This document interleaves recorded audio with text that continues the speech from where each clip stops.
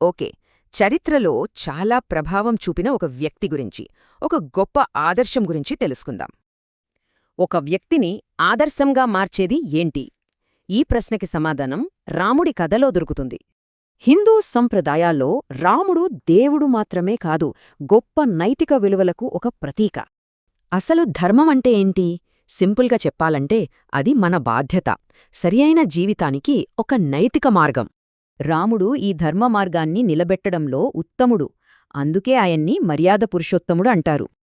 అయితే ధర్మాన్ని పాటించడం ఆయనకు అంత సులభం కాలేదు. ఎన్నో కఠినమైన పరీక్షలు ఎదుర్కొన్నాడు. అందులో మొదటి పెద్ద పరీక్ష తన సొంత కుటుంబం నుంచే వచ్చింది. ఇది చాలా కఠినమైన నిర్ణయం తీసుకునేలా చేసింది.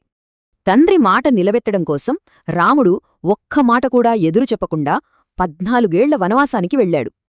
అంటే ఇక్కడ ముఖ్యమేమిటంటే తన కోరికల కన్నా కుటుంబ గౌరవానికే ఆయన ఎక్కువ విలువ ఇచ్చాడు. ఇక రెండవ పరీక్ష వనవాసంలో ఉన్నప్పుడు రావణుడితో జరిగిన యుద్ధంలో వచ్చింది. ఇక్కడ చాలా ఆసక్తికరమైన విషయమేంటంటే యుద్ధ సమయంలో కూడా ఆయన పాటించిన ఒక గొప్ప సూత్రం. ఇది కేవలం యుద్ధం గెలవడం గురించి కాదు, ఎంత కరుణతో గెలిచారు అన్నది కూడా ముఖ్యమే. అయితే ధర్మాన్ని పాటించడం ఎప్పుడూ సులభం కాదు.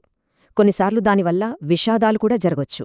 యుద్ధం తర్వాత తన భార్య సీత గురించి వచ్చిన పుకారులు ఆయన్ని మరో పెద్ద నైతిక సందిగ్ధంలో పడేశాయి. ఇది ఒక ముఖ్యమైన విషయాన్ని చెప్తుంది. ధర్మమార్గంలో నడవడానికి కొన్నిసార్లు భారీ మూల్యం చెల్లించుకోవలసి వస్తుంది. మరి ఈ కథకి ఇంత ప్రాముఖ్యత ఎందుకు? దీని ప్రభావం కేవలం హిందూ మతానికే పరిమితం కాలేదు. రాముడి కథలోని గొప్పతనం ఏంటంటే ఆయన పాత్ర ఇతర ప్రధాన మతాల్లో కూడా కనిపిస్తుంది. రాముడి కథ విధి, నైతికత, మనిషి ఎదుర్కొనే సంక్లిష్టతల గురించి మనల్ని ఆలోచింపజేస్తుంది.